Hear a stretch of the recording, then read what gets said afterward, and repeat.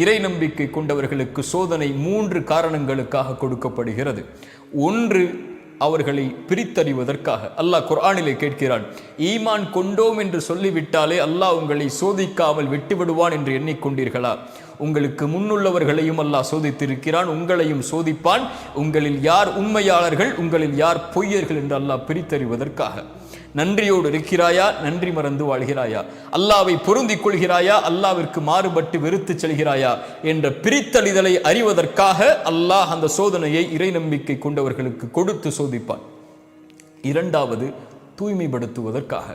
பாவங்களிலிருந்து அவர்களை தூய்மைப்படுத்தி அல்லாவின் பக்கம் நெருக்கமாக்கி பாவம் இல்லாதவராக மாற்றி அல்லாவிடத்தில் அவரை நெருங்குவதற்குரிய வழிகளுக்காக அல்லாஹ் சோதனைகளை கொடுப்பான்.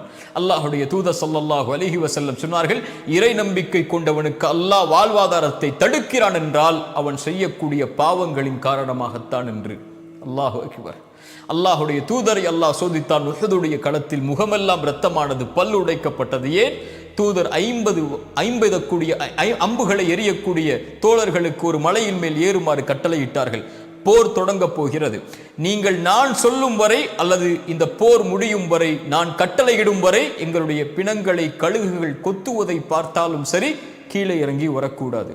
ஆனால் எதிரிகள் ஓடுவதை பார்த்த அந்த தோழர்கள் போர் முடிந்து விட்டது என்று தங்களுக்குள் கலந்தாய்வு செய்து கீழே இறங்குகிறார்கள், தூதருடைய கட்டளையை மீறி. அல்லாஹ் சொல்கிறான் அந்த தோழர்களை பார்த்து குர்ஆனிலே, உங்களில் உலகத்தை விரும்பியவர்களும் இருந்தீர்கள், மறுமையை விரும்பியவர்களும் இருந்தீர்கள். அல்லாஹ்வுடைய கட்டளையை உலகத்திற்காக நீங்கள் விட்டீர்கள். அல்லாஹ் உங்களை தோற்கடித்தான். லியப்தலியக்கும், சுப்ஹானல்லாஹ், உங்களை அல்லாஹ் சோதிப்பதற்காக. ஏன் இந்த சோதனை? உங்களுடைய பாவங்களின் காரணமாக. ஆனால் அல்லாஹ் மன்னித்தான், முஃமின்களை அல்லாஹ் உயர்த்துவான். அலி இப்னு அபி தாலிப் ரலியல்லாஹு அன்ஹு அவர்கள் அதனால் தான் சொன்னார்கள், அல்லாஹ் ஒரு முஃமினுக்கு எந்த ஒரு சோதனையும் கொடுப்பதில்லை பாவங்களின் காரணமாக. எப்படி அந்த சோதனையிலிருந்து விடுதலை கிடைக்கும்? அதே வார்த்தையில் சொன்னார்கள், அல்லாஹ் எந்த ஒரு முஃமினுடைய சோதனையும் நீக்குவதில்லை தௌபா இல்லாமல், அல்லாஹ்விடத்திலே திரும்பி வராமல். உஹதில் அல்லாஹ் சோதித்தான். அதற்கு பிறகு அல்லாஹ் ரப்புல் ஆலமீன் அவர்களுக்கு வெற்றி அளித்தான். அல்லாஹ் சோதிப்பான் பாவங்களின் காரணமாக.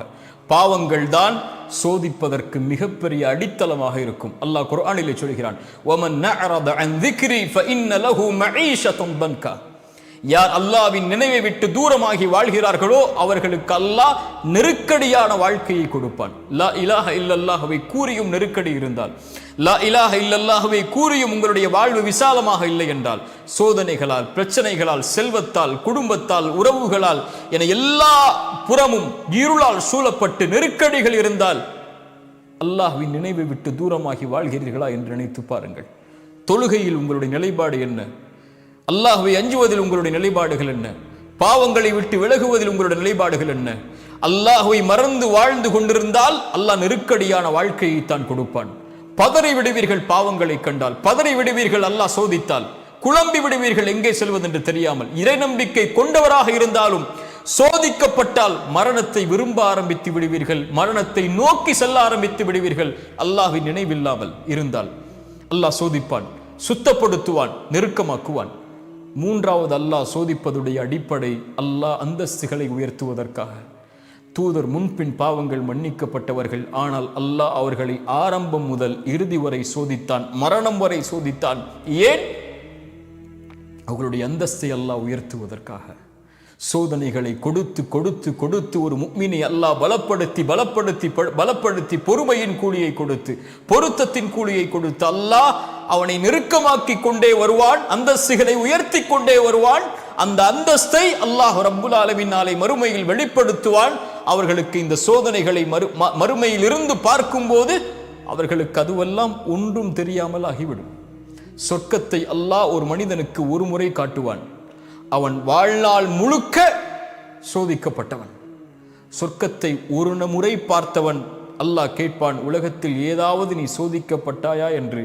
அவன் சொல்லுவான், யா அல்லாஹ், உலகத்தில் நான் எந்த ஒரு சோதனையும் பார்க்கவில்லை என்று. அதை விட பெரிய அந்தஸ்து என்ன இருக்க போகிறது?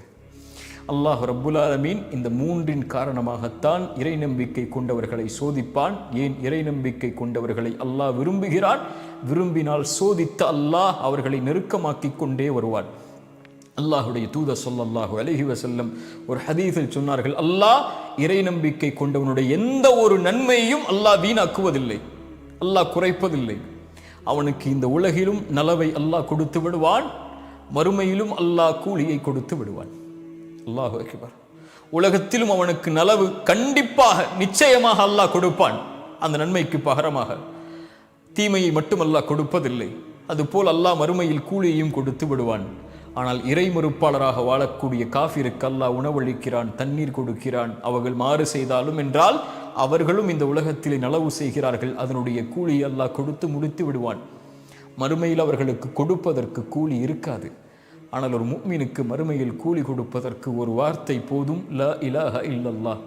அல்லாஹ் ரப்புல் ஆலமீன் அதனால் தான் சொன்னால், உலகமளவு பாவங்களை சுமந்து நீ மறுமையில் வந்தாலும் லா இலாஹ இல்லல்லாஹ் என்ற வார்த்தை மட்டும் தூய்மையோடு இருந்தால் நீ சுமந்து வந்த உலகமளவு பாவங்களுக்கு நன்மையை தருகிறேன், நான் எதையும் பொருட்படுத்த மாட்டேன்.